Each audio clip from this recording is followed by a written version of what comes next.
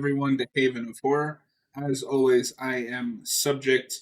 I have Robert, Barbara Wild, and Hello. Noah Cooper O Oh, with we Uh, can make him us. Cooper.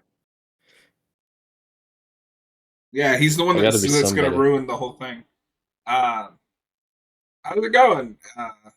You guys ready to watch Night of the Living Dead?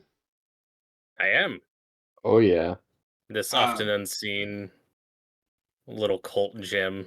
little yeah, no, I don't know if underground. you guys have ever heard of this, but it's from this indie director George Romero. I don't think he went on to do anything else. Um, Certainly nothing else in the zombie subgenre.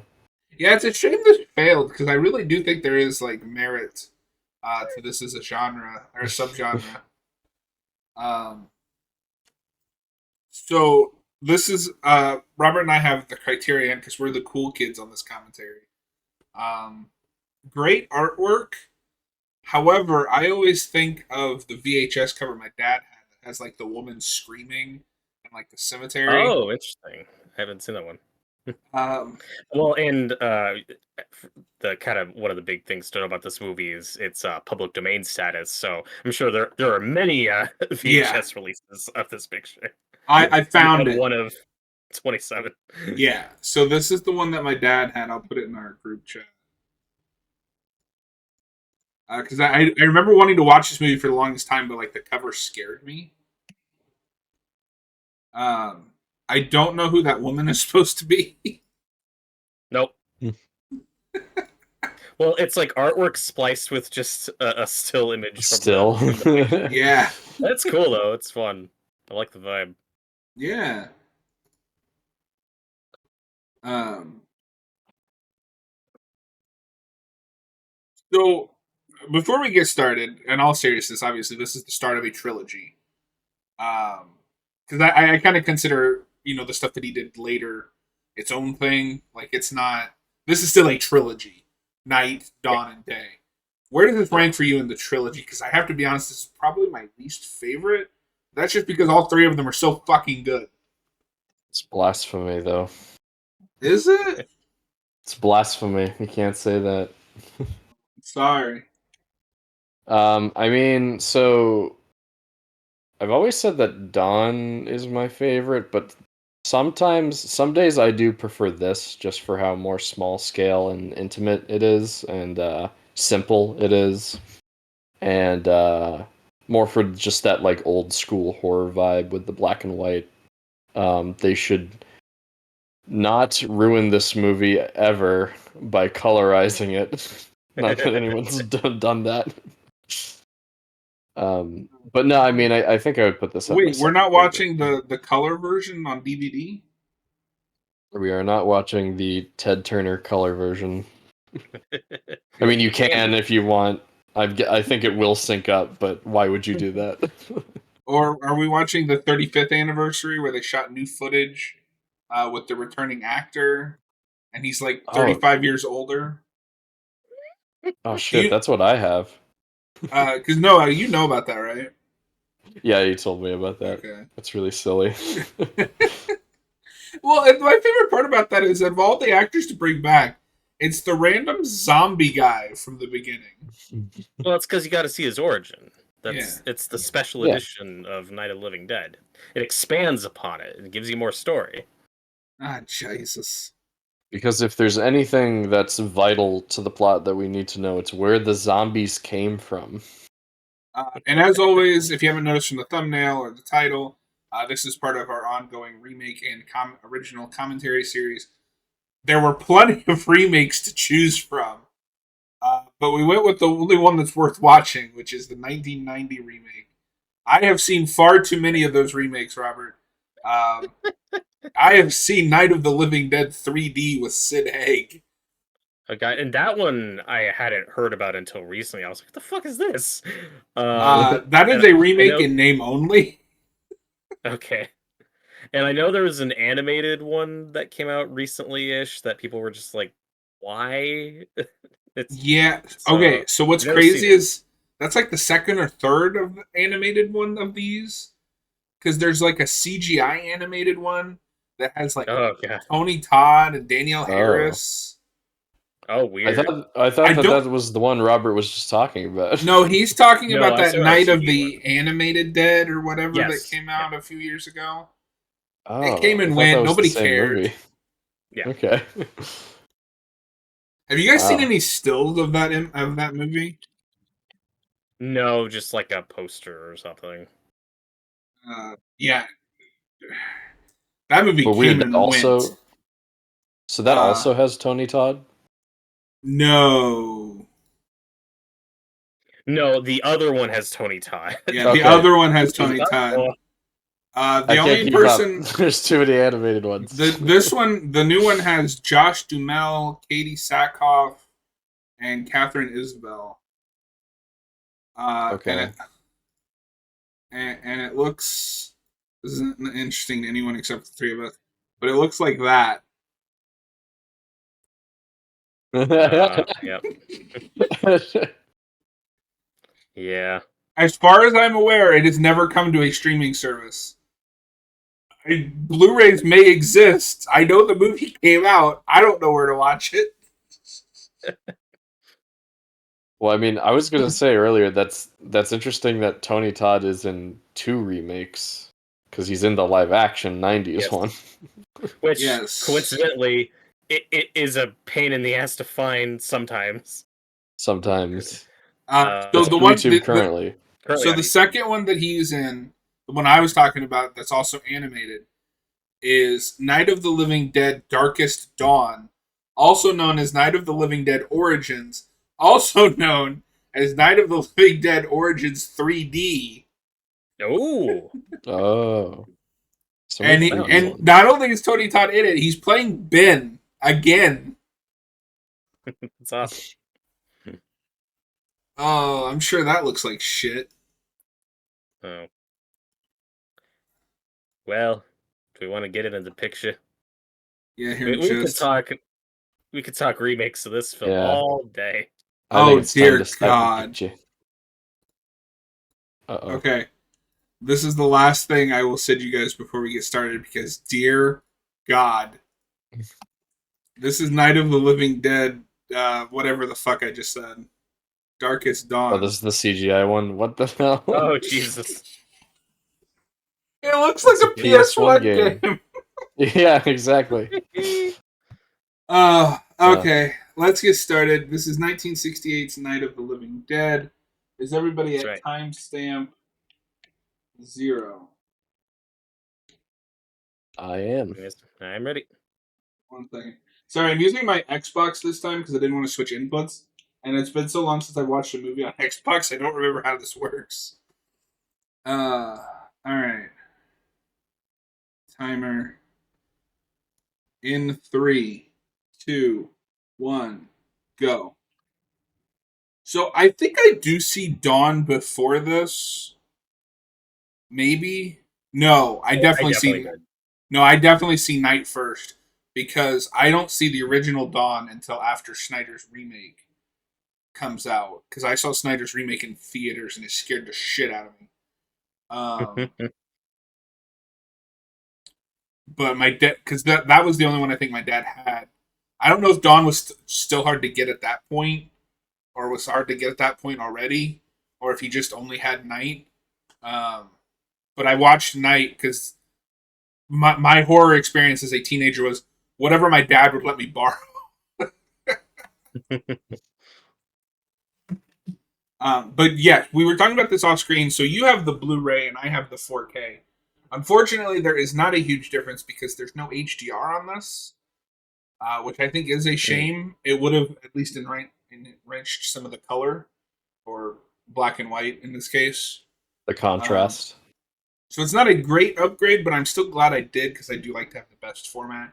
And if you're like Noah, a peasant who hasn't bought a copy yet, I would, and you have the means to play it, I would just go ahead and get this one. Hey, this really grainy YouTube upload is fine for me. See, this transfer is nice and crisp. There's no obnoxious grain. Yeah, this is one of those great restorations of a film that really needed it, because with it, for anyone who doesn't know the backstory, they there was a fuck up with the title of this movie with the copyright, because originally it was called Night of Anubis, and then the Terrible producers or title. studio whatever it was like no, and then so okay, so but at some point for whatever reason, I guess the final cut of this movie still was Night of Anubis before they changed it. So as a result, this film under its title Night of the Living Dead instantly went into copyright or went out of copyright and was public domain. So for decades, this was a public domain movie where anyone could put it out and sell it, and Romero didn't get a cent for it after its initial release, which is really unfortunate. It's unfortunate.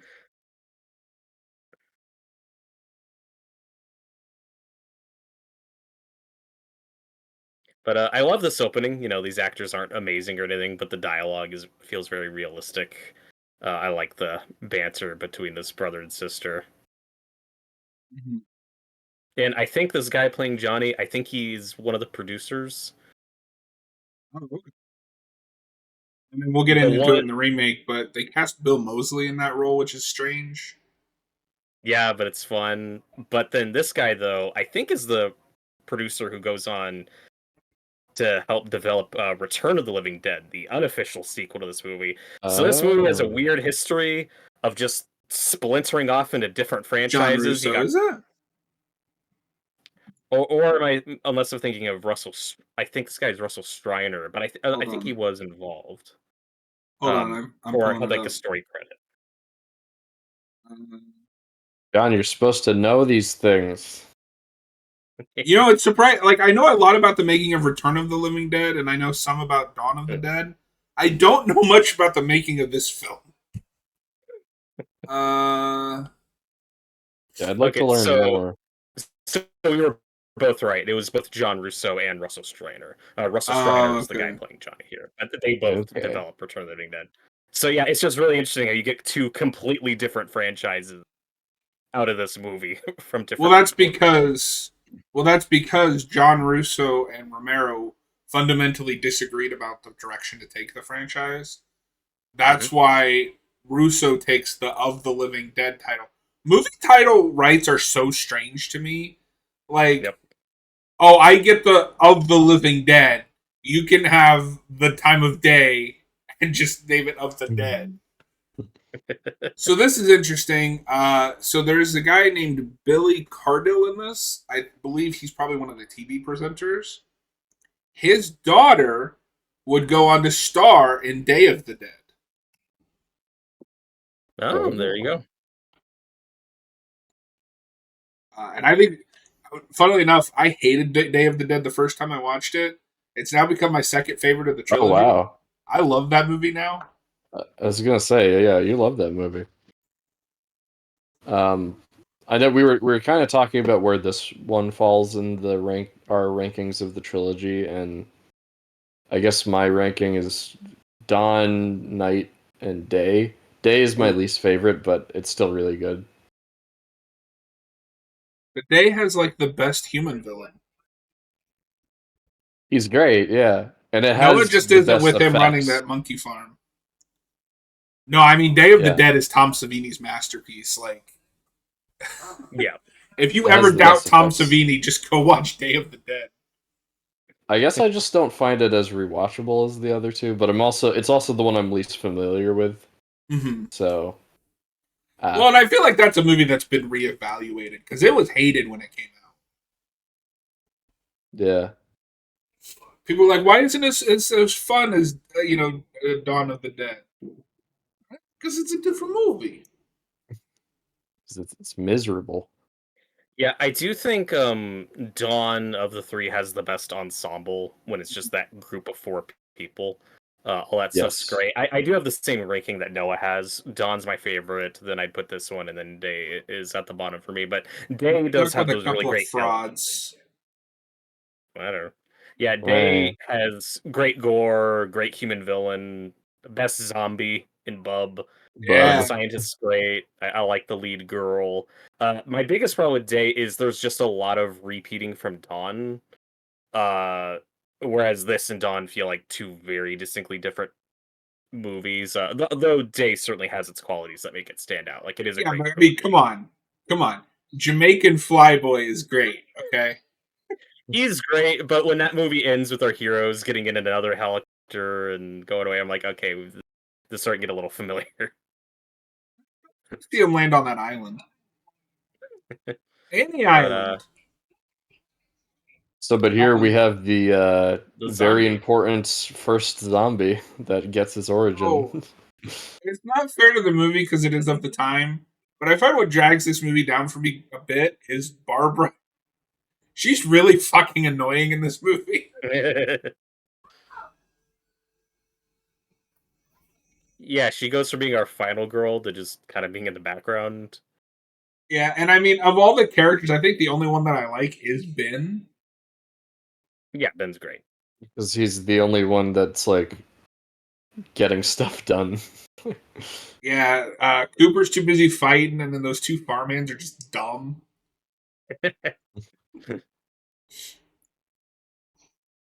Yeah, I guess I have kind of mixed feelings on how Barbara's handled in this original movie, just because like I I will say think that is a great shot where it's just like the zombie leaning over him.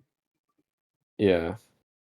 So Um, one thing that's always confused me about Johnny's death, I guess in both versions, it's he dies from a head injury, but then still comes back as a zombie. It's because we haven't. So what? Something that's interesting about this movie is that Romero has not fleshed out the lore. All of the stuff that you're thinking of, the bites, shoot him in the head, that's all in Dawn. Not, most of that's not here. Some of that's in this movie. In this movie, it's mostly fire. They're afraid of fire, which also never comes back in this. Right. Which never comes back in the other two. But I think you're pretty though. But there is a specific line about you got to get him in the head to kill him. Okay, that might be in here, but I know for a fact the bite thing is not in this. That doesn't come in until Dawn. It's more of a. It's a bigger presence in Dawn, but I think you're forgetting Cooper's daughter because she's bitten and sick, and then turns into a zombie. Right, but they never say that it has to be the bite. The bite is the only thing. That's fair. Yeah, that hasn't been established. As far as you are aware, if you're just watching this, you could. It's like the Walking Dead, where anything if you die, you can turn. Yeah, that is funny. That does, in its way, does feel more Walking Dead than any other zombie thing, where it's just no, they're all infected. They're all going to become a zombie when they die. Because if you remember, also. This is the movie that hints that it's a radioactive satellite that fell to Earth. Of course. We never bring that back.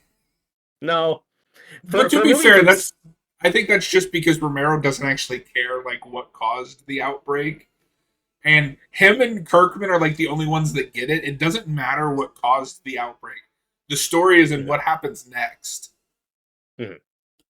But even though this movie's 1968, it still feels very 50s. You have there's some of that 50s B movie quality that kind of carries over to this, and that's one of them. And if you remember, they're not zombies in this movie. They call them ghouls. Right. Yes, they're never called zombies. And you kind of get some of the stuff that like he'll touch on later in the day. Like these things use tools and like have some basic intelligence. And then in Dawn, they're kind of just eating machines, and then in Day it's like, well, maybe they could be human again.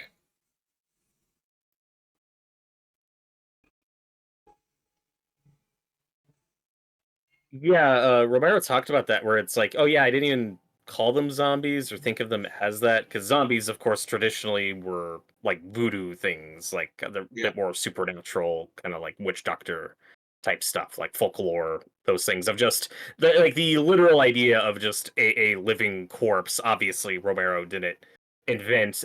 These just started getting referred to that at some point, and then he just ran with it. Because in Dawn of the Dead, he does refer to them as zombies a couple times. So at some point in the decade between this and Dawn, like that just catches on, and people are calling them. Well, it's interesting. Has there ever been another case of where a guy just comes in with an idea? And it just kind of replaces an already existing mythology.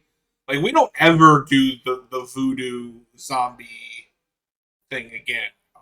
Anything that's a zombie movie, it is the Romero zombie. Right. And then I get well. What's funny? I guess the other example I'd say would be what you referred to as infected. You know, when we do fast zombies, like 28 days later stuff. And I argued, Noah, you weren't here for this, but when we reviewed the Crazies, the original Romero film, I was like, oh, he kind of invented the modern fast zombie too, or like the rage virus infected idea. Like that all comes from Oh, that movie. And so he kind of did both. interesting. And it's a shame because I think The Crazies is kind of one of his more forgotten films. I'd never Uh-huh. heard of it until that remake. Oh Yep. my god, I don't really know the anything about terrifying it. Yeah, sound of the terrifying sight of a deer head. Oh God. it's One of gonna those cheesy ones. whip its head and start laughing. If only. But back to what you were saying though, John, about like replacing another mythology or whatever. Because what's ironic about that is what Romero's riffing on is less like the witch doctor type zombies. What he's actually more riffing on are the creatures from the I Am Legend book, Yeah. and there those creatures were referred to as vampires because that was just kind of the closest approximate, even though they're very different things. But the idea of you get bitten by a thing and then you're turned into this other thing. So now when we readapt I Am Legend, we're like, okay, well these things are now closer to zombies than they are vampires. But the zombies that we think of didn't exist yet when that book was written. So it's just this weird cycle of evolving this It's concept funny and merging that you things bring that together. up because I've read the book, the I Am Legend book. I read it after the Will Smith movie, and as I'm reading it, because it was fresh in my mind, I'm like trying to bridge the Will Smith movie and that book, and I'm like, those were vampires? What? Yeah. And then it's And then funny because when that movie's adapted into the Will Smith movie, it's the more fast zombies, not the slow mhm, lumbering ones. yeah, like the 28 days later stuff. And then of course, but the big element that Romero invents for this is them eating bodies. The cannibalism aspect of the horror. And of course at one point also the title for this movie was Night of the Flesh Eaters. Um Also, I mean, that's a better title than Night of Anubis, mhm. but I think with that, you're stuck in that just like cheesy B movie. I was gonna say Yeah, that we got the that best sounds a lot more like '50s B movie. So okay, so I have a question. Not to doubt Romero's amazing writing skills. Uh, so they're completely Barbara and Johnny were completely unaware that anything was going on until they ran into that zombie guy. But that corpse had to have been up there for like days. How long were Yeah, they in it's a that long drive. car? 6 hours. 6 hour days. It's it's weird because it's kind of that Star Wars: The Last Jedi thing, where one subplot is like 5 minutes after the last movie, and the other subplot is 6 months later. Well, it's not literally that. It's also kind of Empire Strikes Back had that too, where you have like two different subplots that seem to be moving at Well, because like Barbara's different pace. subplot, Barbara's like right after like day one of the infection, but like Ben and everyone else are like 3 months into the infection into this. I think you're rounding up a bit to 3 months. I never got I, that vibe. I'm rounding up a bit, Well, but I mean, like that body was really decayed. eh. Look at that. Well, I think that was just somebody getting munched on.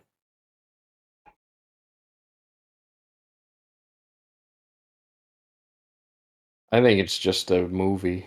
Just a Great scary picture. contribution to the discussion, Noah. It's just a picture, and you're reading into it too deeply. But this We're a is one of YouTube the channel. That's what we do here. but Noah, do you know how commentaries work? No. Oh, oh fuck, they're going after the lights.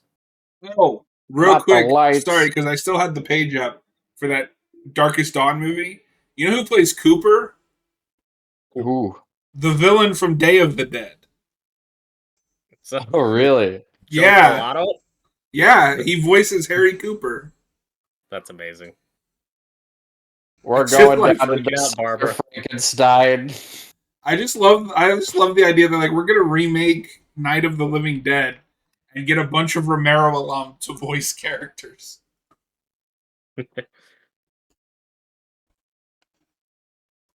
But this movie, though, being shot on the cheap, this is a very low budget movie. It's why is it in black and white? Why is it in 4:3? It's like, yeah, that's just because it was cheaper, But I think it adds to the atmosphere and feel. But I think it also, all the way till now, though, for younger people like us or even younger viewers watching, it does.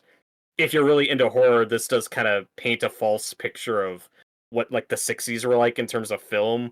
Where if all you've seen are like Psycho and this, you just assume, oh, black and white was just still the norm. No, no, it wasn't. No, We were yeah. mostly making color movies by the 60s. We were doing widescreen and all that. But this really colors that perception. Um, Yeah, but so but this is the even part of if the movie it that was hasn't made aged in well black and is the white, choreography. I believe yeah, he's really hitting that guy. it's like a Star Trek action scene. Yeah. Oh yeah, I mean, Where's they the probably groin? had the budget of an, I guess, Star Trek episode. exactly. Yeah, and I Not a mean, season, just one episode. despite them not having that big of a budget for this movie, I really do think the black and white just works. Like I think that this movie has the best atmosphere of the trilogy. It depends on what atmosphere you're going for. Yeah, I really like the old like kind of like classic horror vibe of this movie. If I'm going just off atmosphere, I think it's day. I just love that like oppressive, like we're trapped in this military, bunker. But for anyone who doesn't know, this movie's budget was estimated between 114,000 and 125,000. So that might be less than an episode of Star Trek. Oh yeah. No, actually, as I think about it now, some episodes of Star Trek do look a little bit more expensive than this. Not much, not by much, but specifically in the first two seasons. Uh, Season 3 is really cheap. Noah, correct me on this, but this would have been around the time of TOS, right? This is Just a couple years 68. after. Yeah, just like 2 years after, because well, 2S is 66, I think. yeah. So it's around when that show's ending. Wait, now when does motion picture happen? Is that like, 'cause that's not till 80, right? The 80s. That's not That's until like 79. 79 or 78. Wow. Yeah. There's a big gap in between TOS and motion picture. Well, You get that in Dawn shitty of the looking animated series. oh, well, Dawn of the Dead, only had like a marginally bigger budget, like that didn't have big of a There's budget as no you'd way. expect. No, it was only like it was definitely under a million, I think. Which, granted, was more in $70s than today, but still, like that was still a very So it had a cheap movie. $640,000 budget. So not as big as I thought, but I'd still argue it's substantially bigger than 120,000. Yeah, but it's just funny that still these movies only being made a decade apart, it still they feel like they were made decades apart. Just the Yeah. sensibilities, the of course the fashion, but also like the cast and everything. Like just the sensibilities from going from here to there is just such a big leap. Yeah. So much happened that changed this country, both in media and politics and stuff. So they just feel like they're made from worlds apart. And I think part of what gives this kind of an old school retro feel, whether it's intentional or not, is I think the music. The music in this is very old fashioned, kind of B movie ish, Yeah. which isn't a criticism, but that does give it more of that 50s feel than what you see like in most 60s movie. And then you get to the Dawn of the Dead, which is very, and then Day of the Dead, which is very 80s. Dawn or Day has like quadruple the budget at like 3 million. Mm-hmm. Yeah, it's definitely the most expensive looking of the three. With Dawn, it's just like they have a mall, and then you look at the zombies, and they're just like they're just like people with like face paint. Great. They're, That's the they're most You know, dated blue I element feel of people. like it. people make fun of it. I love the like blue zombies. It gives it like a stylistic. No, I like it. I prefer it's funny because I kind of prefer the zombies in Day, even though I don't like that movie as much. I mean, the zombies in Day are just unarguably better. There's just something about the Dawn ones that are charming but stylistic. Mhm. You could tell when Savini and those guys where they kind of put all their effort in Dawn in those very select moments of like, okay, this is where we're doing the big bit, and then Day of the Dead, that's just the entire movie. Yeah. Like, we have money now.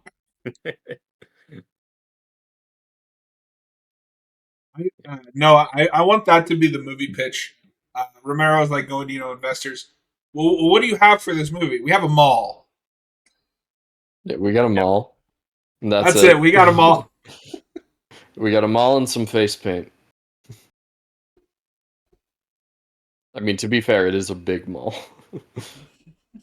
But this movie, though, even at the time, though, very impressive just in terms of camera work, and like we're always doing something with it. There's so many weird angles and shots, and the editing isn't always the best, but that is again is just part of the charm. It's part of the feel. Like you can tell there are many moments throughout this movie that feel like they're missing, coverage and don't quite have every angle, or some moments just feel kind of cobbled together in editing. But again, that just adds to the flavor of it. It's just so weird and off I kilter. mean, maybe it's just me, but I've never noticed.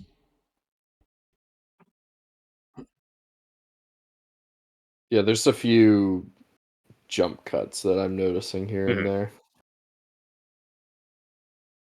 Yeah, I also think very brief, but I also think there are a few shots in this movie that are just lost to time for whatever reason. Just like I'm talking like seconds of footage, nothing substantial, but just a result of it being in the a public domain and for decades. Yeah, it happens. Well, and Jay from Rather Media talks about this in their video on Dawn of the Dead. A lot of what makes these movies is the editing. Romero's, Mhm. And like I said, he's experimenting a lot in this one. You also see him finding his, because to me, on a technical level, Dawn is just such a big leap up from this one. Well, and he's made quite a few movies in between, I imagine. Mhm. He's grown as a director. Yeah, I want to say. Whoa. It's kind of sad in a way that after a certain point, the only thing he could get greenlit were zombie movies. Mm-hmm. Yeah, he just kind of became known as the zombie guy. And I mean, to be Yet fair, like we wouldn't give him there's- Resident Evil. Like, what the I fuck? was just about to say, yeah. To be fair, like, yeah, he is just the zombie guy at a certain point, but like, he would have been perfect for Resident Evil. Yeah, and I'm really sad because they released that documentary about his movie, and apparently it's not very good. The documentary. Oh, Yeah. So yeah, Noah. Between this and Dawn, he's made. There's always Vanilla, Season of the Witch, The Crazies, The the Amusement Park, and Martin. And I still got to see And he Martin.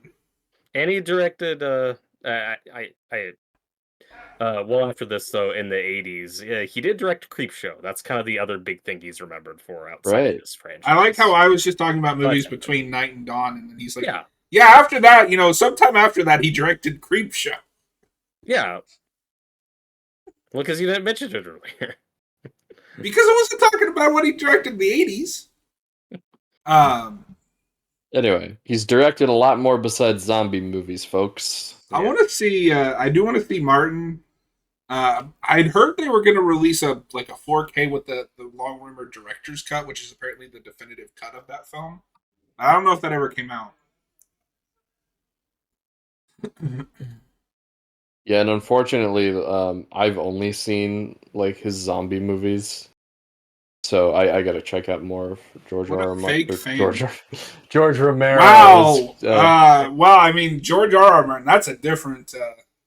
He does the ice zombies, Noah. Yeah, I know. It's because we kept talking about his movie Martin. I got mixed up in my brain. I have also read his book that was finished by another author Song of called Ice and Fire. No. Yes, called The Living Dead, which was okay. It kind of tries to Okay. retroactively make everything in these movies connected. It's fine. I tried it. I can headcanon it. I'm sure Yeah. there's some stuff that doesn't make sense, but I don't know. I like to think that these movies are connected. Um, and then I also want to see. Honestly, I kind of want to just watch his whole filmography because there's some of these that sound really interesting, like Monkey Shines. Hmm, The monkey? Yeah, the Yeah. monkey. So you know here we what? get Maybe a that's little what I'll more make my from project Ben. this year. Yeah, that'd be fun. I Yeah, Ben, our lead character, played by Dwayne Jones, who's really good and had a very Dwayne Johnson. short-lived. I said Dwayne Jones. Yeah, The Rock He's, is in this movie. Well, that's who they're going to cast in the next remake. no, no. But yeah, very. He didn't live to be too long. He was only in his 80s when he died in the 80s. So not in a ton of movies, but those are of course the big thing he's remembered for. And he's really good. I wish he got to be in more stuff. Yeah, he's so good in this movie. He maybe gives the best performance of the whole cast. I Yeah, I think mean, so. not to take away from him, but that's not hard.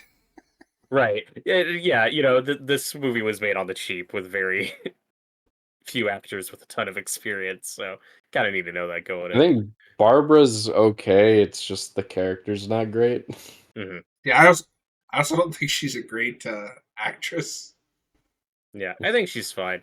It's this is of course the thing Romero would go on to regret and try to fix with the sequels is he didn't intentionally write her as like just a traditional damsel in distress. That's just kind of what she turned into. And then in his sequels, he really Yeah. pushed for stronger female leads. And while I appreciate that, and that certainly has its place, I do like Barbara from just a realistic perspective where it's kind of refreshing Yeah. getting a horror movie where one of the main characters is catatonic the whole time because they're that scared and traumatized. Like, yeah, it makes her annoying, but it also is just kind of realistic. And I don't know, it's Well, I that's different. was what gonna I say love in earlier my that's why I movies have about mixed. flesh eating corpses. Realism. And I Yeah, but that's mean, how you would respond in this situation. yeah, right. And that's what I was gonna say earlier. Like that, I kind of have mixed feelings on how Barbara's portrayed in this movie because of Mhm. what you were saying, Robert. Like it's how a person would react in this scenario, but you know, it's not a particularly strong female character. Right. But for me, I think the sequels and certainly the remake, which we'll get into, I think kind of balance that out though, where I can appreciate what they were doing here more because of what came later. This goes I into can the see where you're more coming from. I would say I my only argument against it would be I think it's better to do that with maybe a side character where she is kind of portrayed, at least at the start, as the main character, or at least your eyes Yeah, in. she's kind of a fake out protagonist Yeah. yeah, because Ben Um, like really takes charge. um I think that is the one but thing the 90s movie has over this one. I like their Barbara more. well, but Mhm. this version kind of fits with the more like oppressively bleak, dark tone that they're going for. Um, I don't know if it completely works, but I kind of see Thing. what they were doing.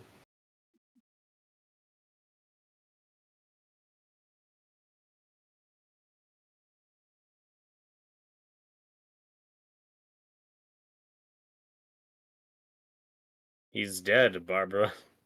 Get over it.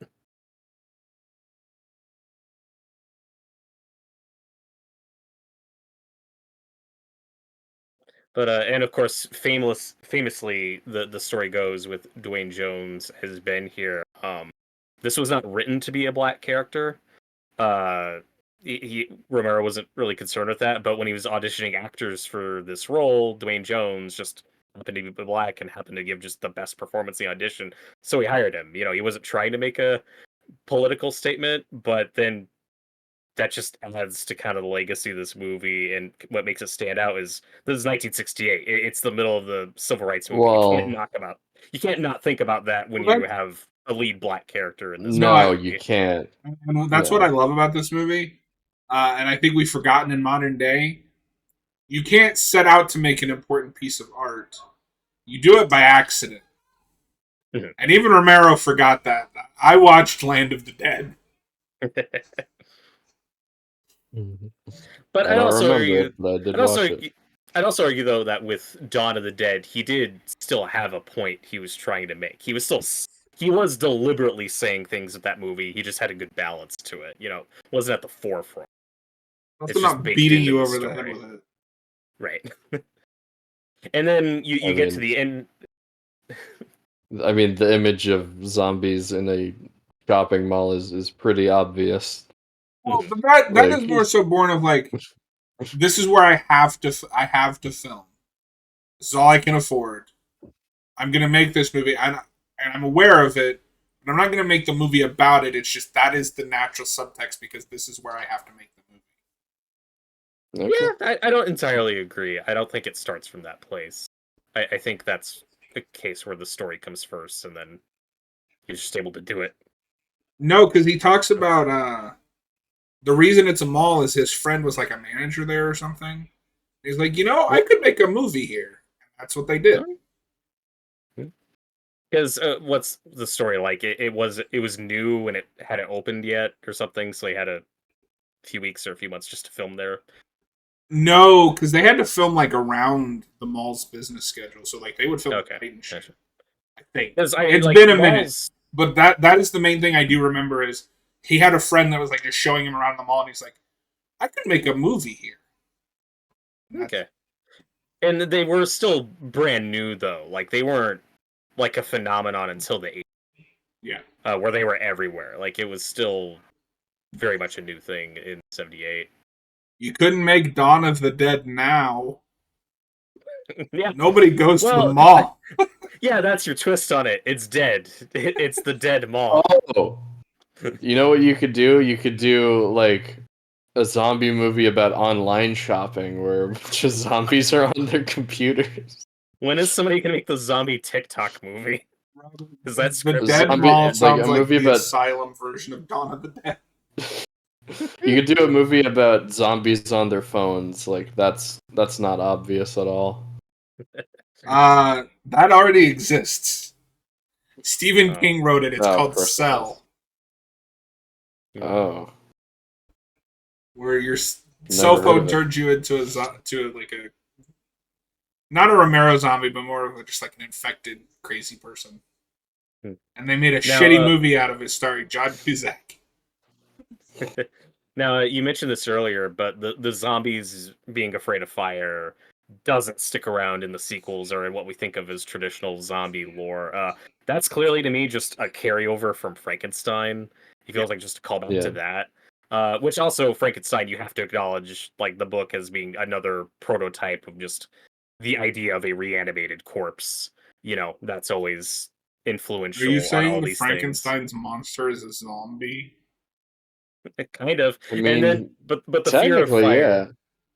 Yeah, and the fear of fire thing specifically, like that comes from the movie. I don't think that's in the book. I But don't then think that that's in the movie book. is also incredibly influential. It carries So, over into all these other I things. don't know if this is true or just something my dad heard one time and then told me, and it just became fact in my brain. But apparently, the flesh and guts and shit that they eat in this is like chicken wings and chocolate sauce. Yeah, I've heard that too. Yeah, well, I think it's like it mostly like drumsticks and I just could not be an actor. You give me chicken coated with chocolate sauce, I'm quitting. well, why do you have to do that? That or the meat that went bad that they still had to use in Day of the Dead. Oh. And by all accounts smelled horrible and was disgusting. Did they have to and actually awful. eat it? Yeah, well, preferably not swallow it, but yeah, it's what they had to work with. They couldn't afford new meat, so they still had to chew on it. And Oh Don't god. they use? Didn't they use raw meat in this movie too? Some some areas. Not to my knowledge. I think it's like what John was saying. They just use like fried chicken and stuff. Okay. That's why And I it's want to only really watch in the one scene. colored.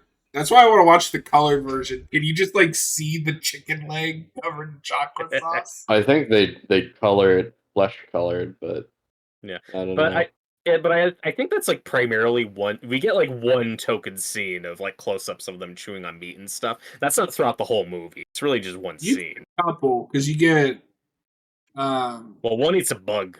That's real gross. yeah, that also Ooh. never comes back. Because One the is big one naked, is and that's the even when the more gross. car explodes. That's the big one, yeah.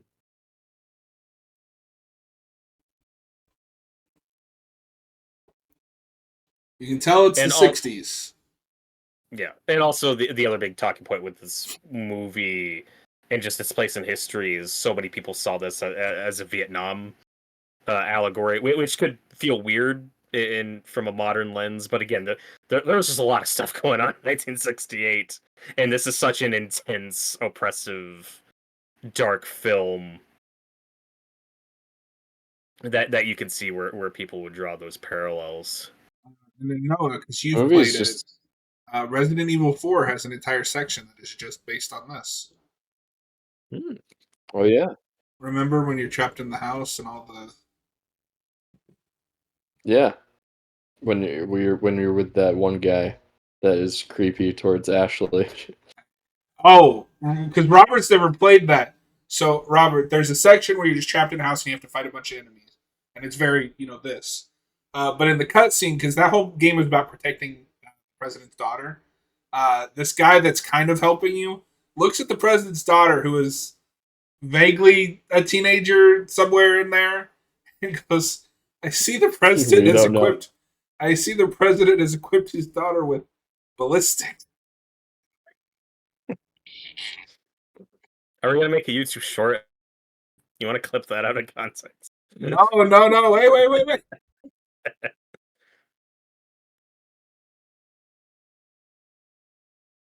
I mean, that's also the game where if you because you have to help her down off the ladders and shit. If you look up the wrong way while trying to target her, she'll cross her legs and yell at you for being a pervert. Nah, it was a Noah different had to time. tell me that. I don't know why he kept doing it. No. Noah needs to run away from the zombies that are chasing him. Thankfully, they're walking very slowly. So Yeah, I can outrun them probably easily. fine. Yeah, I know. Like there's especially at the beginning of Resident Evil 4, like a lot of that is just very much classic zombie, kind of like harkening back to this movie. Well, I mean, the original Resident Evil also is just this. You're stuck in a mansion with zombies. Hey, this isn't a mansion, though. And not to jump the gun too much because we'll get to the remake later tonight. But one thing that's kind of a pro and con for me with that movie is I think Savini directing it was a good idea. That was his first feature, and that's cool. And I think he was the right choice. And there are a lot of things I like about that remake, but it's also a more conventionally shot and directed movie. Every time I go back to this one, because this is a movie I go back to often, but whenever I do, I'm just kind of enamored with like, oh yeah, there are a lot of just weird close-ups and zoom-ins. There's lots of Dutch angles. Like we're always doing something weird and interesting with the camera in this movie that really makes it stand out. Whereas the remake feels like It's a just very more well directed conventional movie. zombie movie. Yeah. That's because I feel like I remember Savini just got sick of it halfway through because the studio Oh, he kept had an fucking awful with him. experience. Yeah. And that's fair. That stuff just I don't care as much about. It's just a narrative. I love this movie, but I think the remake is a slightly stronger just narrative. I do think this is a better paced movie, at least to me, than the remake. But we'll get to We'll why. see. When I we get like there. the remake. I don't go back to it a lot. Well, and the Weirdly enough, the remake definitive Romero remake, still think is Snyder's Dawn of the Dead. Yeah, well, and that did the smart thing of being a completely different type of movie. Yeah, it's just we have a mall and we have dead people that eat people. That's it. That'll be a movie that we cover later Yeah, It's for on the this wheel. series. it's on the wheel. Oh, I think okay. all three of these movies are on the wheel because they Yeah. all have remakes. But for Well, it's a some good reason, thing. Day is the one where we're doing all of them. He's It's a, like, fuck it. Because there's it's only a good three thing of that them. we There's hit only this two one first. remakes. And then I gotta make you guys watch Day of the Dead 2. God.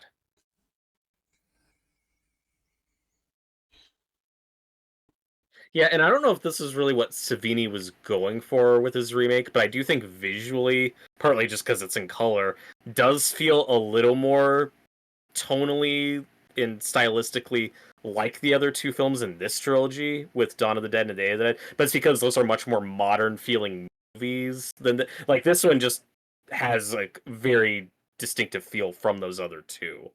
I mean, they all do Interesting to an with extent. the '90s remake because obviously that only exists just to finally trademark the name. Um, Mhm. you could just watch that and then go on and watch Dawn and Day, and I think have a Ex- similar experience. mhm.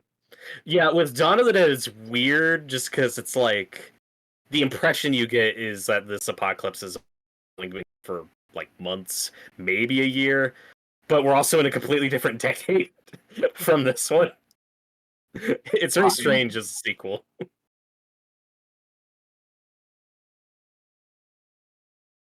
But there also is a timeless quality to this that I like though. You just by watching it, you couldn't quite exactly pinpoint the year it was made because like I said there's a lot of there's a lot of 50s flavor to it. There aren't a lot of overt timely references.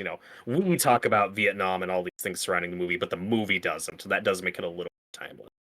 Mhm.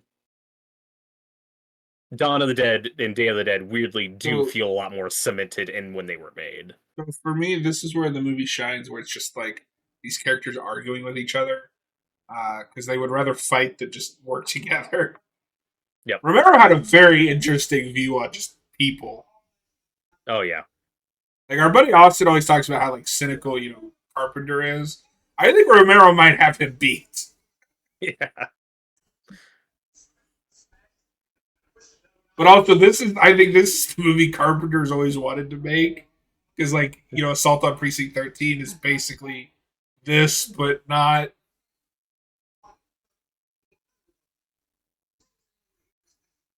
Yeah, the Well, through line of all these, it's humanity destroying itself. yeah. Well, and it goes into the aspect of pretty much any zombie story that I think is the more interesting struggle is it's not about the zombies, it's about how the zombies affects the survivors. The people. It's what the And that's what a lot situation of people is. don't get. Hmm. Like, I don't think And Snyder gets that either, but he gets the pass of he's just making an action movie. mhm. Well, and for better or worse, that's certainly what the Walking Dead leans into. And famously, Romero dismissed that show and Soap said opera. he called it a soap opera, which it's kind of true. Like just looking at like the main love triangle, like the love trauma stuff, it's like yeah, I get it, but also in terms of like oh, it's just people arguing. It's like yeah, that's what Romero did. That's just what these movies do. That's what you I did, think the man. difference is the format. This is like a Mhm. 90-minute movie. Some of those Walking Dead arguments take like 6 hours to finish. Yeah, there's a lot of padding in there certainly. I just want to. I would love to have been a fly on the wall of him watching like season 2 of The Walking Dead like week to week. Oh God, I'm sure he probably didn't. I don't think you finished it. I would be interested to see if he likes the comics because Romero has written. He wrote a trilogy for Marvel that also ties into these because one of the protagonists of that is related to Barbara, and that brings in like Oh. vampires to the zombie lore. I have them in my closet. And that blew my mind because he never would do stuff like that, where it's like, oh, this character is related to this other character from this movie. Yeah, One thing I Noah. will give this movie over Dawn though is at least in this movie I can remember people's names Not all of Yes. them, but I can remember a couple of them. I remember Peter in Dawn of the Dead. Which one is Peter, that? Flyboy. That's Peter Ken is Foree. Ken Foree, yeah. I mean, Kid Foree's character in Dawn is just the best character. He is. Yeah, Peter. But so Noah, the $1 million question: If can a zombie bite turn a vampire into a zombie, and can a vampire bite turn a zombie into a vampire? Huh. A zombie bite could not turn a vampire because a vampire doesn't have like a heartbeat to like uh, make blood flow, so the infection wouldn't be able to like spread. But I'm actually thinking about this. But I don't think a vampire bite could turn a zombie either. Because, I don't know. Maybe it's just because zombies don't have, like, the brain capacity to, like, do anything when they become a vampire. Um, I'm sure there's a fan fiction out there somewhere where there's like a zombie vampire hybrid. No, you should do some research. Also, I bet zombies' blood doesn't taste as good. Or they barely Probably. have it. They don't. They barely have as much as humans, I imagine. But the what I like about the arguments between Mr. Cooper and Ben in this movie, though, is there is absolutely like that racial undercurrent to it. Like you can't not see that when you have a black actor in this role. Like there's definitely those Yeah. undertones, like the tension is there, and it's very palpable. But I like that both characters are flawed and kind of wrong. Like Ben is not perfect. Like that's part of why we find him interesting. Like Ben makes mistakes, but also what I like about Mr.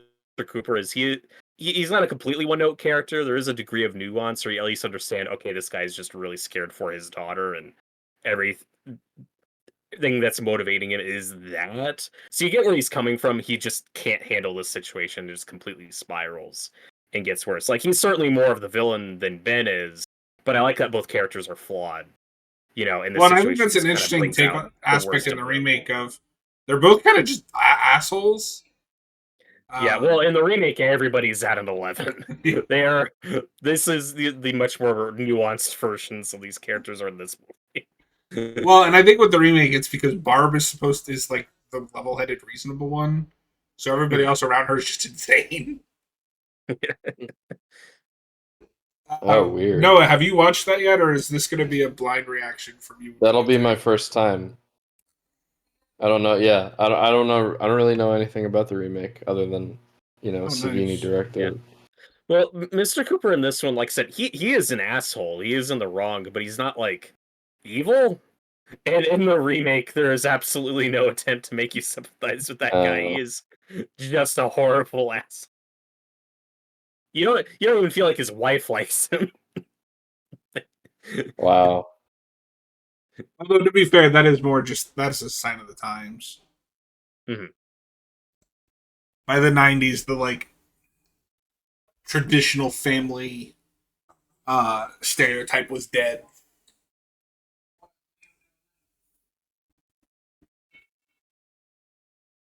But I think this is where I find this film a little better paced than the remake, is you do get the calmer moments where we do slow down and then pick back up. In the No, remake, Robert, we were I at need an 11 the yelling. entire time. I need everybody to be yelling for on whole 90 minutes. And this will be interesting because I've never watched these like back to back like this.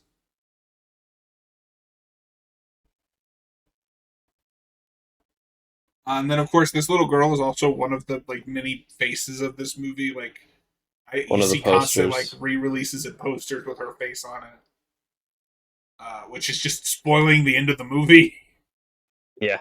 Well, I'm glad you mentioned that because with my Criterion release, it actually came with a free poster, So did mine. which I I'm pulled guessing out ours are for the this. same. Yep, There it and is. it's awesome.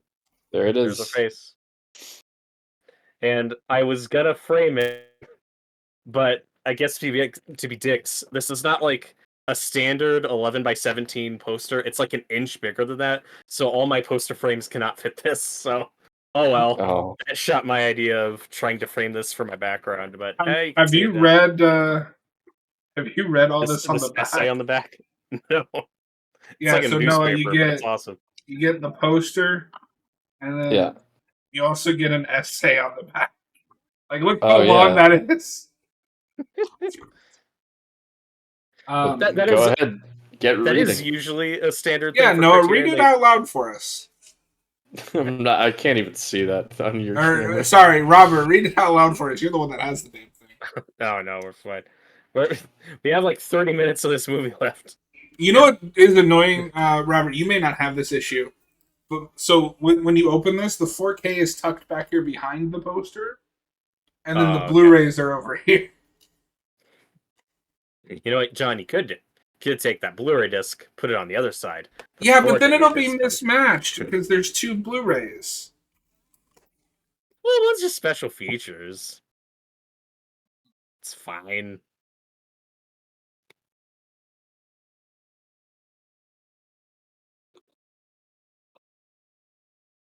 But earlier, talking about the atmosphere, one thing I kind of had on this viewing when I just rewatched this that I've had before is this is one of those movies that feels like a perfect, or it would make for a perfect binge with some Twilight Zone episodes. Like this is Yes. such a Twilight Zone, like just the aspect ratio and the tone. Like you can so picture just that Rod Serling opening and ending just Oh, yeah. on this movie and change nothing else, and boom, you got a Twilight Zone. It just one of the really hardcore episodes. This is like one of the bleakest, most depressing Twilight Zone episodes. Yeah, and Stretched those out do into 90 exist. minutes. I love Yeah. Twilight Zone. There Yeah. is one of my favorite episodes, is season 1 episode about a guy with insomnia, and that has such a bleak, like, yeah, sometimes life sucks It's ending. messed I up. don't know, like, yeah, that's Yeah. fucked up, right? Like, We damn, gotta do a stream on the Twilight Zone sometime. I would love that. That would be Because a good one. I've only seen a little bit of that show, but I love what I've seen. And I've John, seen have the you seen actual much of it? original show. I saw one of the reboots, but it was just like Gotcha. random episodes. That would be a fun night if me and Noah just threw a bunch of episodes on a wheel and then just selected them randomly and get your reactions to them. That could be fun. It could be Just some fun, yeah. Twilight Zone episodes. Yeah, I so know this I and saw Planet of the Apes are one. like the quintessential Twilight Zone movies. That one I know because I Sterling wrote it. yeah. Yeah. I know I saw one of one of the reboots where it's like it's the classic, like if you could go back in time to kill Hitler, it's like a baby or whatever. Mm. I just caught that on TV one time and I was like, I don't know what this is, but it's kind of cool. No, as a kid, what I had and what I'd like to do on this too is the Outer Limits.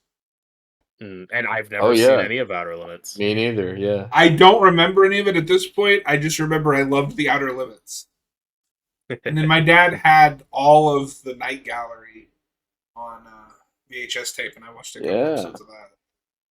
That's not streaming anywhere, I don't think. I'd like to watch that too.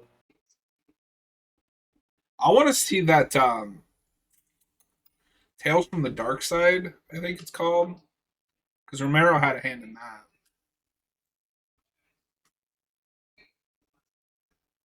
Yeah, we gotta do more like anthology stuff on this channel. Yeah. Mhm.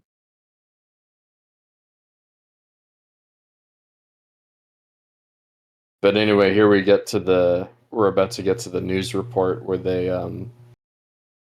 I guess maybe they have a line here about shooting zombies in the head. Yeah, that is in the movie where they say they don't specify the brain though. They just say you got to get him in the. Oh my That's the only way to god. keep him down. So the woman playing Helen Cooper would later appear in Santa Claus, directed by John Russo, which has come up on Red Oh Letter my. Media's Best of the Worst. She Apparently that actually movie has a. sucks. She actually has a dual role in this movie. She's one of the zombies out. I think she's the one that eats that bug. But she's just covered in makeup and has a wig on. Oh wow, the actress that played Barbara in this is still alive. I Good just for thought all of the cast of this at this point had passed away. Like, I don't know. And she was just in something in 2017. Good for her. I've not heard of a single other movie that she's been in. She's been in things.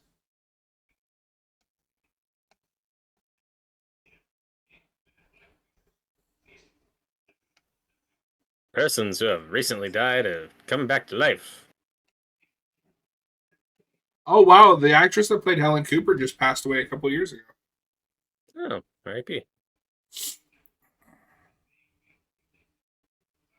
Oh god, Santa Claus was the last thing she was in. Yeah, well, they all can't be winners. This is the scene where they start flipping through channels and it makes them say, "There's panic on the streets of London." That's a different guy. It's a different movie.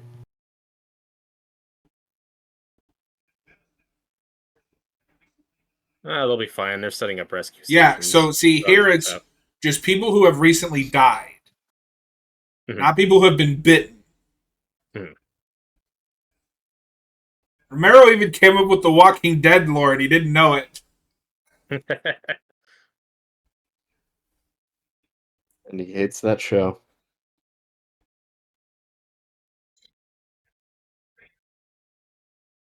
I mean, to be fair, a lot of what that show is doing is just a lesser version of what he's already did. I would also hate it if I was him. It's a shame though, since he worked with Greg Nicotero on Day of the Dead. That's where he got his, and then he did all the makeup and stuff for Walking Dead. So you do get a lot of carryover between those properties. Yeah, didn't they even bring in the guy that played Bub to play a zombie in that? Maybe there's a lot of like Easter eggs and Because I know they made a big deal. They got somebody to play a zombie, and it's like, yeah, but they're playing a zombie. I can't tell the difference. I don't know what the guy that played Bub looks like. I just know what Bub looks like. It's like when they got Daniel Craig to be a stormtrooper in The Force Awakens, I think. Yeah, I didn't even learn about that till after. I was like, oh, that was Daniel Craig. Why? Like, he's in stormtrooper armor, and you've modulated his voice. I can't tell. No comment at this time. No Yeah, so this is questions. the thing that's weird. They sent a satellite off to Venus, and it never shows back up on Earth I think until though, where you now. do, and obviously they don't literally tell you. It's just their main theory that that's Yeah, what's causing this outbreak. But where you do get some of Romero's sensibilities is the idea of the government cover up, not trusting the government in this situation, them not letting the people know what's really going on. If that's the idea. I love that this is all shot guerrilla style too. Like they didn't get any permits. They're just like, fight. Let's just go in front of the Capitol. Got 5 minutes. this Let's is shoot where I this. fight you a little bit. And you can't tell when this movie is made. This is very '60s, Yeah. including the TV. I wonder what Carpenter thinks of this movie. He probably loves it. Yeah, probably. It's a classic piece of cinema.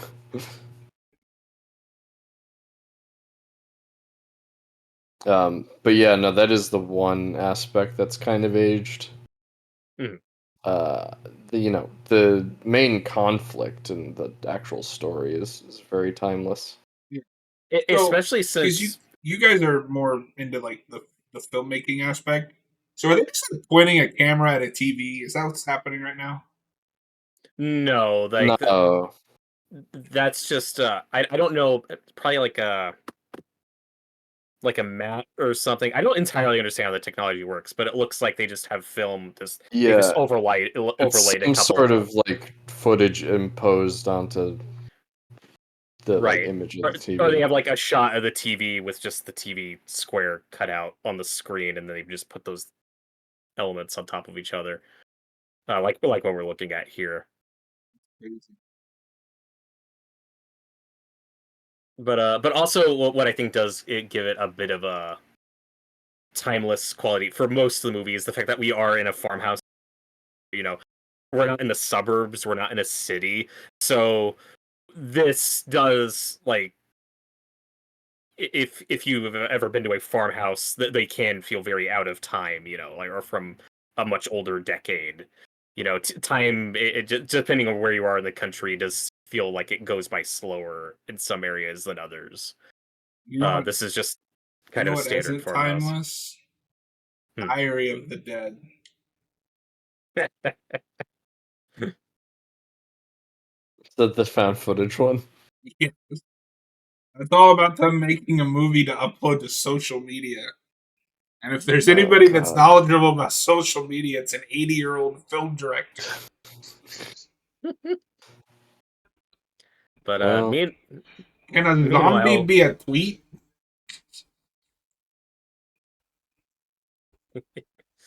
I'm sure this girl will be fine. She just got bit. oh god, I know how this ends. And I literally do. I've seen the movie before. Have you, though? Or did you just read the Wikipedia page? Ah, you got me. I have the Wikipedia page pulled up right now. You Krispy Kreme motherfucker. And this stuff feels very 50s, very cheesy, but I do like it. It's like, imagine Ed Wood directing this movie with all his Why would I passion do and that? incompetence. Why would I do that? Because it'd be Because great. it's amusing. What have you done? Movies that they're not about the tiny little details, they're about the That's big also picture. something we don't do a lot is immediately you must burn the bodies. A lot of zombie movies, they just kill them and leave them there to rot. That's fine.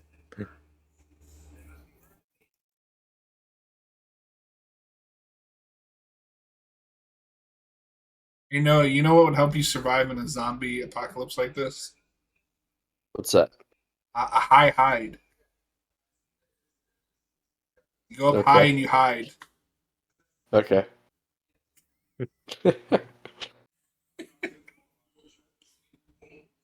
One thing that I've never heard, uh, one thing that I've never heard Romero talk about, but I'd be shocked if it wasn't an influence on this, as another like proto zombie movie, is Alfred Hitchcock's The Birds, because that's a very similar movie to this, where it is a lot of people in one house boarding up the doors and windows and stuff. I'm like, when I watched that, I was like, oh, this is like watching a zombie movie, just birds instead of zombies. But a lot of the beats play out very Interesting. similarly. I've not seen It it. feel yeah, it's a good movie. Hitchcock is a big blind spot. I've seen Psycho and Rear Window. Both good Two great movies. movies. Yeah, but The Birds is a horror picture, so we can cover it on the channel at some point. And I think there is a shitty TV remake, so we might add it to the wheel. We'll do the birds and the frogs. Oh God. No, you have to do The Birds and Birdemic together. No, Is no. that the shitty TV remake? No, No. I Birdemic know what Shock and Birdemic Terror. is. I was gonna say, you know Birdemic, John.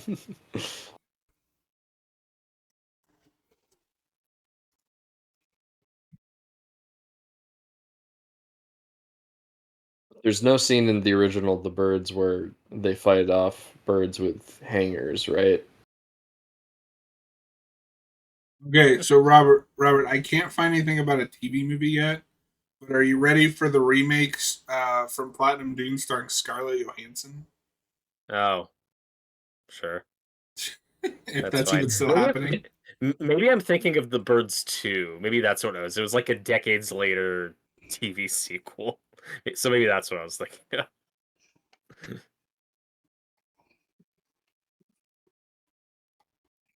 Yes, it is The Birds to Land's End, and it Cool. was directed by Rick Rosenthal, who removed his name credit and used the Hollywood synonym Alan Smithy, so you know it's good. Hell yeah. Director of Halloween 2 and Halloween Resurrection. If he wasn't happy with the final Rick product, Rosenthal. what does that look like?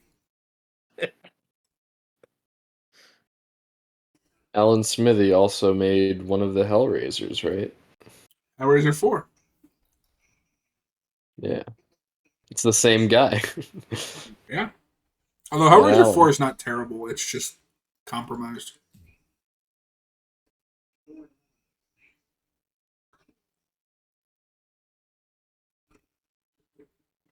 Hellraiser 4 is a movie where I can see what he wanted to do, and then where the studio was like, no, but you got to do this instead. And speaking of Halloween 2, though, I think there's a scene in that movie where characters are watching this movie on TV, and I always confuse that with the first one. But then that'll happen in many film. I think in Halloween 2, they're watching this on TV at some point, but that's happened a lot due to this being in the public domain, so anyone can. There was a movie just a year or two ago where they were Terrifier watching 2. this. I think Maybe Terrifier it is 2 Terrifier is 2 one. then. Yeah, you see this movie a lot in different shows and things. Because it's public domain.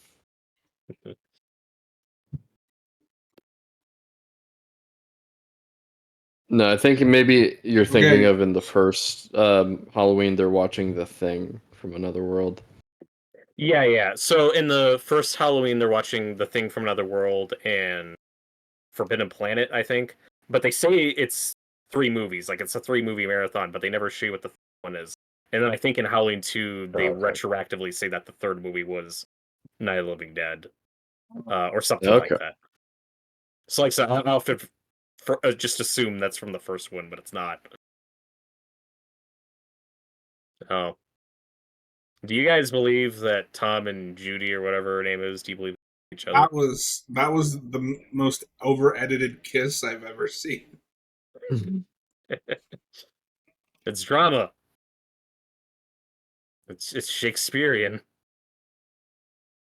And why does a zombie put on a shirt? That's really Hold out? the scariest thing in this movie. It's not all the zombies and the violence and the blood, it's the nudity. This was we should have mentioned though, a very for now being regarded as this classic. This was a very shocking film. It was very controversial for a long. Like pushing boundaries for the '60s.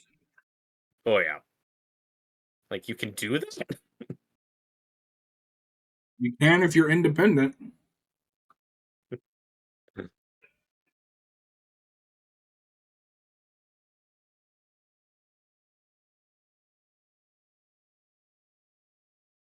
Now that we're at this scene with all the fire, John, earlier I thought you were gonna ask me, when you asked me like what can you survive the zombie apocalypse with, I thought you were gonna say gasoline.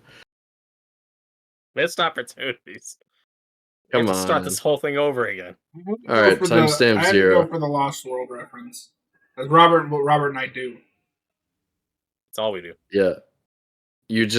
I feel like at this point you just quote The Lost World to prove to me that that movie is somehow quotable. Because it is. Sarah! Sarah Harding! Part of me thinks you guys are making some of those quotes up. So watch the movie with us. Yeah. Maybe someday. John, do you know what Ben is thinking right now? He's on the only place where the geese chase him. No, he's thinking, hang on, this is going to be bad.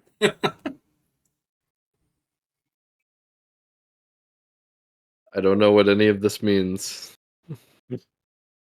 Whoa. Gasoline. So this might be the dumbest choice any movie character's making.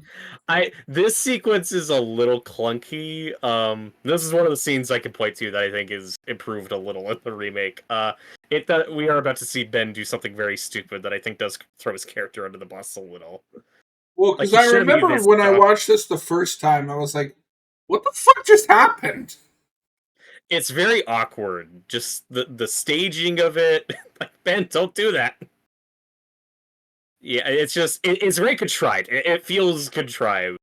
Like, oh my god, it just escalates so quickly. It's like, oh fuck. Oh shit. Like they all look dumb. Nobody comes out of this looking good.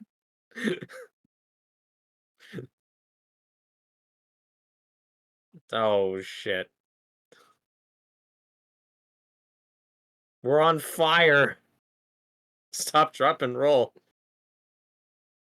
I don't think they're gonna get out of that one.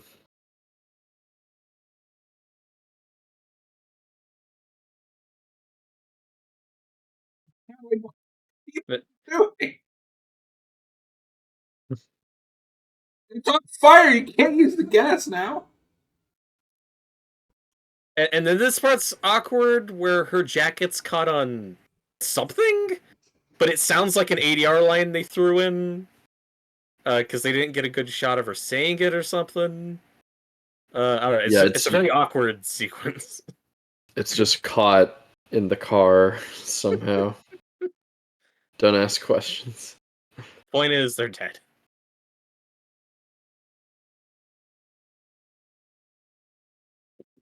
Shoot him in the head, you idiot. Haven't you seen a zombie movie? Ugh. Yeah, that was definitely ADR. I think you're behind us a little bit. It's like, just take the damn jacket off. Why did you just sit there? They're dead, Jim. A part of me wondered. A part of me wondered if the idea though was maybe she was having like a panic attack or something, and then they were like, "Oh well, we don't know if we want to do that with her and Barbara, so let's throw a line in there about the jacket being caught." I don't know if that's what happened. That's just how it feels. Yeah, that's probably my least favorite part of the movie because they're all idiots. Yeah, it's very contrived. But look at these two. Putting aside their differences, working together. They're gonna be pals. It's Finding gonna be definitely a plain couple space seconds behind automobiles. you because he's currently in the middle of a crowd of zombies. Like, what the fuck? In a second, Oh he's shit. gonna get into a fist fight with the old guy, It's and like, and those punches that he throws at him definitely did not connect. Yeah. look, man. Dwayne Jones is a great actor. He was not trained in fight choreography. Okay, nobody's Yeah, perfect. he should have been trained by the great William Shatner. Should have. Yeah, but it's like Toy Story. You know, they need their brawl in the you know at the gas station, but then they'll become friends and work together. That's how this movie's gonna end.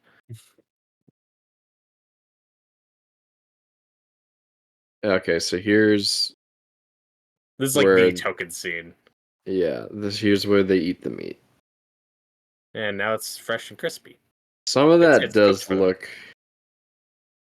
So it looks like right here they're like munching on a drumstick, but in one shot earlier, I think there's something that might have been like raw meat, but I don't know. That's just me speculating. It's nice and juicy. So juicy sweet. Ah, Jesus. Yeah, it feels like that scene He is needs just contrived because potatoes. we need this. Right. Big. We need to get the characters outside. We need a couple of them to die. We need to build up the tension between Ben and Mr. Koopa. That's my favorite thing about the remake is just how many times they get Tony Todd to scream Cooper. He's so angry in that movie. I like the score to this movie a lot. It's no Dawn of the Dead, which has like one of the greatest film scores of all time, but it's good.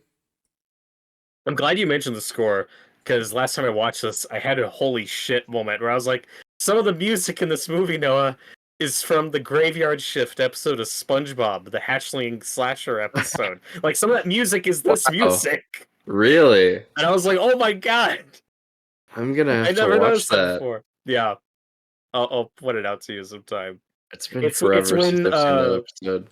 Yeah, it's when Squidward's telling SpongeBob the story specifically, and like the music really amps up and gets creepy. Like that's from this movie. That's really funny. Like da Yeah, I da mean, da da. I guess they're allowed to do that just because the movie's public domain, right? Yeah, and that Like, show did that a lot though. There's lots of music cues, and maybe it was just standard Nickelodeon thing because they would often just rip shit from old movies and use well, I it. mean, Nosferatu's in that Yep, episode, like that's straight true. up, just like a still of him. Like, That is true.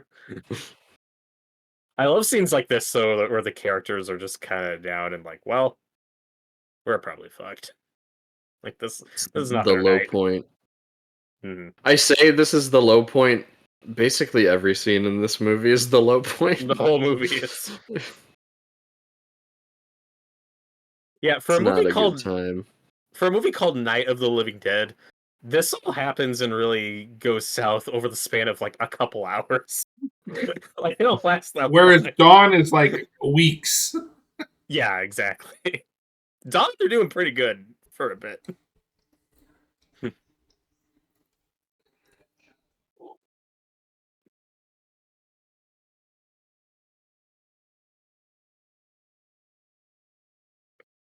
And there's the naked zombie lady again. Noah's favorite. I clicked away from the movie for a second. Noah's just like, I'm so ashamed. I I think didn't Day of know the that. Dead. I Oh, forgot that sorry. she had multiple appearances. Well, it's probably just the same shot, just from a different angle. Just the same B-roll. I think Day of the Dead has the goofiest zombies, where it's like fight. Like, isn't there a clown zombie in that one? Just all sorts of different goofy outfits. Yes, but the clown zombie is horrifying. Yeah, Because I think that's in the most horrifying scene in the movie to me, where that guy just opens the roof and like lays there to bring them in. Mm-hmm. All right. So in this scene, they just say, "Kill the brain and you kill the ghoul."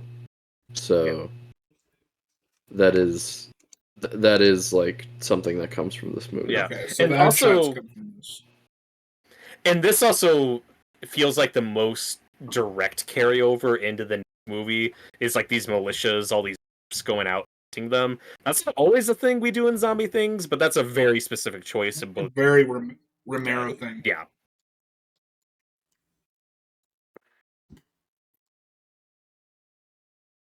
It's my favorite You, guy. Yep, you they're did what? dead. They're all messed up. Robert, they stayed the line. They're all dead. Okay, so what's his name? Uh, what's his name? Yeah, no, you know that. What's his name? What's his name? Who were we The talking about? the news reporter guy, the guy holding the Is that microphone the up. guy I was talking So about earlier, whose daughter is in date? Okay. yes, that is Bill Chili Billy Cardille, a real life news reporter who they just got to Oh, play himself in this movie, because I guess he was local and they had him. So yeah, then his daughter will go on to play the lead in Day of the Dead. I also think he has a cameo as a zombie somewhere in Day of the Dead, and then he plays this character again in the 1990 remake. wow, So that's cool. that's kind of cool. Yeah. My favorite of these TV sequences is the remake of Dawn, where it's just an excuse to get all the original actors back. So That's a cool. good one. Even though I didn't That's recognize, is it Roger? Yeah, him I wouldn't recognize. Ken Fore's, is the best one.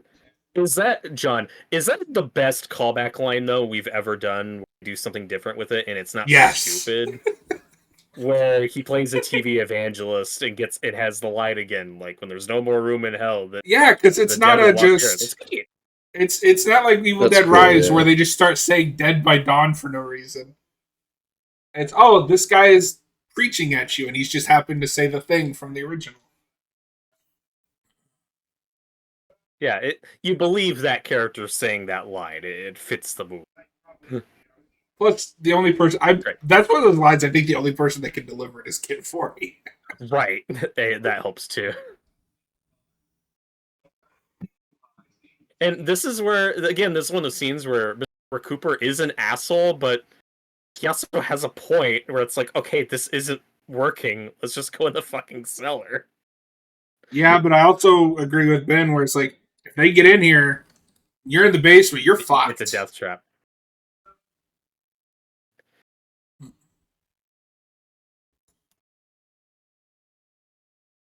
But then he survives by staying in the basement. So That's true. It's irony. Does he? well, he doesn't Well, die until he goes out of the basement. Yeah. If he stayed in the basement, he would have been safe.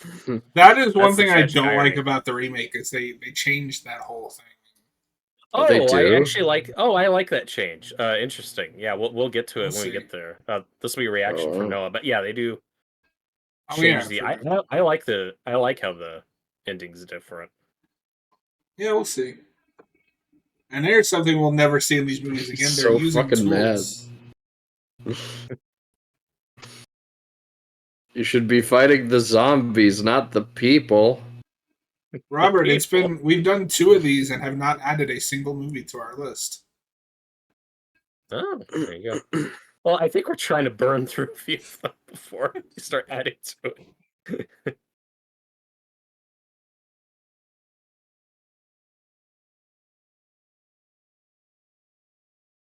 We mentioned I Am Legend because that is on the list. There's only like 7 of them to pick from.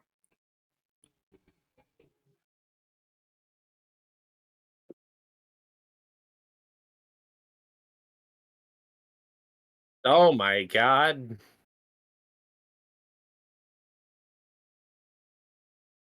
This is when Ben No. has had enough of this shit. Do you guys agree with this as well as the first Evil Dead? I feel like has a lot of the same kind of energy.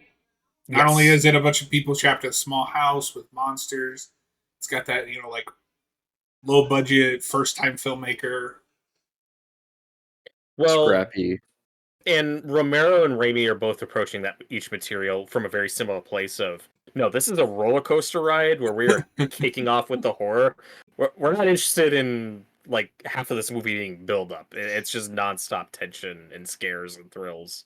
So they are approaching it from a very similar place. I wouldn't be surprised if, because I know Raimi's not a big horror guy, like outside of his own films. I bet you Raimi loves this movie. Probably. I'm sure he likes the humor of Dawn of the Dead. No, Dawn And, of the oh, Dead hey, is Barbara's still here. probably probably more his speed. But just as a filmmaker, I'm sure he appreciates this movie more.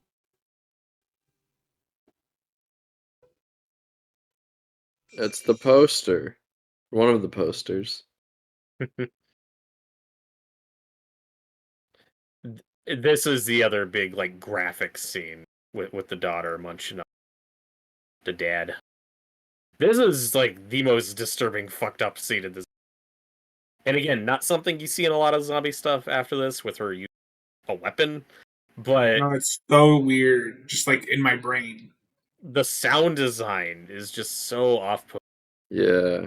I think it's one of the best scenes in the movie. It's also probably the scene that scared me the most when I first watched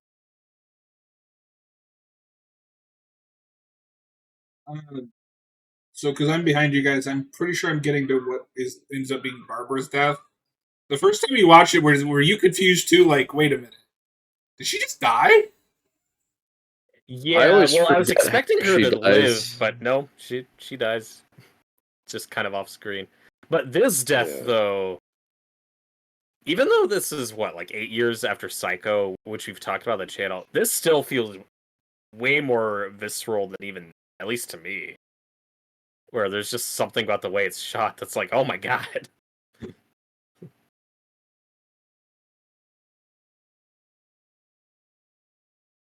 I always forget how Barbara dies in this movie. It's her brother. Which is a little she does convenient, basically but it's fine. does get off screen to death. Mm-hmm. She was But, of killed by course- the editing. And of course, this is one of the big scenes, though, that's homaged in Edgar Wright's Shaun of the Dead with the other girl Yeah, going after her with boyfriend.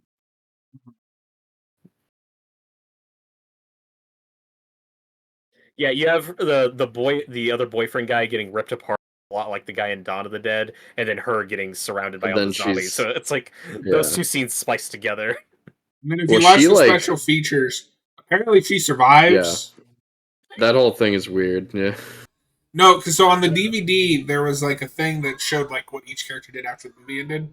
Apparently that character survived by beating them off with that leg and then hiding up in a tree and eating the flesh off of that leg. See, Yeah. she found Of the her high hide. boyfriend's like she Yeah, found the see, high no, hide. she went God up damn high and it. she hid. Oh boy. But this I imagery, don't think that that's canon, by the way. No, it I is. She believe found it the is. high hide. This imagery does feel very consistent with the next movie. Just being in a building with all these guys just walking, just lumbering around in here. Although it's a much more cramped space than that, but Mm-hmm. yeah. Like, where's the TV?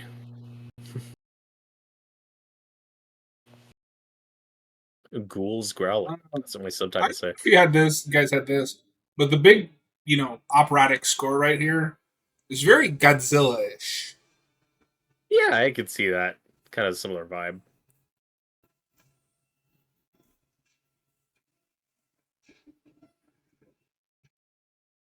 But this does, though, start the zombie template moving forward of we find a place, try to fortify it, doesn't work. It all falls apart. Basically every season of The Walking Dead. Yep. This one's in a farm. This one's in a prison. This one. Hey, the prison one To was be the fair, coolest, the though. prison was cool. The show kind of fucks it up, but in the comics, the prison's awesome. I like them both. Oh my god. There's so much maple syrup. I mean, blood. It's chocolate syrup.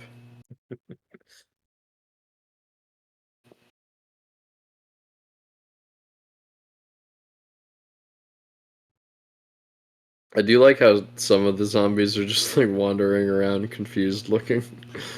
Like, Yeah, oh, what do I do here? and there's an extra little bit added to this scene in the remake that I do like a lot, that I won't spoil.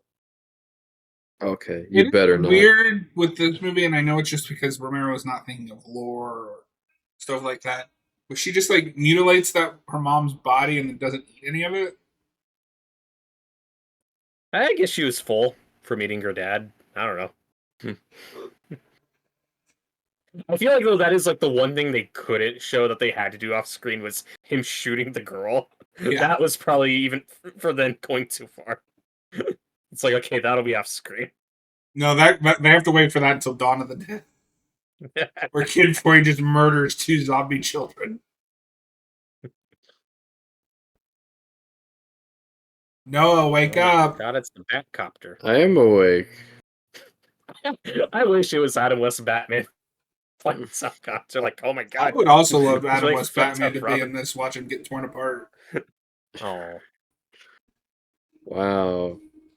he'd have his zombie repellent. He'd be fine. No. I'm also expecting the MASH theme to kick in. That'd be an interesting crossover. Don't hum it, Robert. We're gonna get copyright claimed. Do do do do. I will No, mute you. no. You can't do that. I can't even say the lyrics to that song because YouTube won't like that either. Unalive is painless. Doesn't have the same ring to it.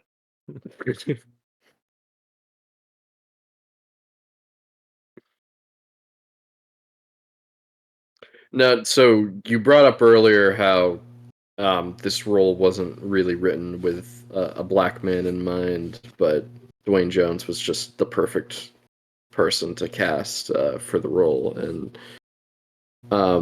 I just think it's interesting with how this movie ends that was the case. Yeah, the imagery in this ending is so loaded and heavy. You can't Yeah. not think about that. I do kind of Even wonder, if that just like wasn't the attention, you part of me just can't think wonders about that. if like obviously the character wasn't written for a black guy or a white guy or anything, but once they cast a guy, they were like, what if we did this? Like I don't know. Part of me wonders. Maybe if they change something like in editing, just Yeah. like the choices they make with the editing, with the photographs and everything, it's just very heavy imagery. And then burning the bodies with him and stuff, like start So shit. Robert, I mean, are, it's uncomfortable to watch now, like Mhm. let alone back then.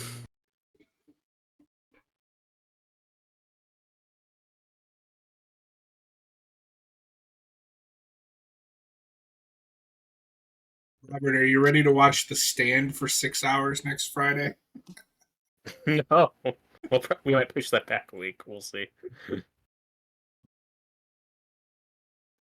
Yeah, you Uh, guys have fun with that. Oh no, you're gonna be there. but You No, I got gotta you something gotta going watch on. it. No, I got something going on. no. Yes. I'm gonna be sick on that day. You're full of shit.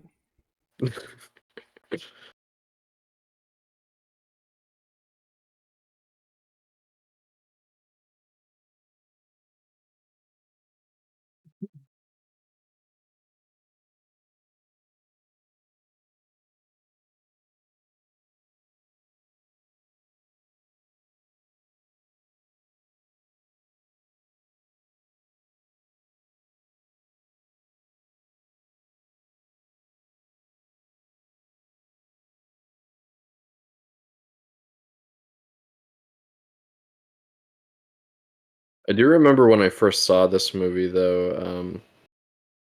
A few of my friends watched this with me, and when we got to the ending, they hated it. uh, They were just like, "Oh, what? That was stupid. Like, what's the point of ending it like that?" And I'm like, "Were you really expecting a happy ending from a movie called Night of the Living Dead?" which is why because yeah, this ending's such a gut punch. It's really dark and sad. But that's why I'm glad they changed the ending of Dawn, because I think what they were originally going with too much of a repeat of this. So I like that they have very distinctly. Well, that doesn't have a happy ending either, really. No, but it's more ambiguous and kind of bittersweet. Happier than this. Yeah. And again, this is where Romero's like documentary-esque sensibilities come in. Just like this choice of all these photographs just makes it feel very real and haunting. It's a lot more unsettling, I think, than it would have been if we saw this play out in Mhm. motion. Like, I don't know, there's just something, like you said, more haunting about watching it as like a slideshow, basically. Mhm. We ran out of money, folks. But yeah, But then I always forget that the very final shot is like back to it's like a moving image just of the pile of bodies burning. mhm. And then I think we see Ben's body next to the first zombie. So comes full circle. Yeah, and this is Oh just my one of god, the they've got the movie Candyman house. endings. It's just one of those movie endings that sticks with you. Oh yeah. Not the Candyman. Sorry, I know what you did last summer. That's also it'll be an interesting discussion when we get into the remake, though. That's part of why I'm fine with changing the ending a little, just because you can't replicate the gut punch of this. So that's a place where I understand doing something a little different, because that is a mostly very faithful remake to this. But I don't mind some of the changes they make. Yeah, we'll see. I might have a different take this time. It's been a minute. Yeah. Copyright 2016. That doesn't make any sense. What? Night of the Living Dead 50 years. But still a classic picture. Yeah. A You know, good spooky film. I just thought about this. This could have been the one time we could have streamed the movie itself and not get in trouble. Right? That's a good point. That's gonna be our one. All right, well, that has been our commentary for Night of the Living Dead from 1968.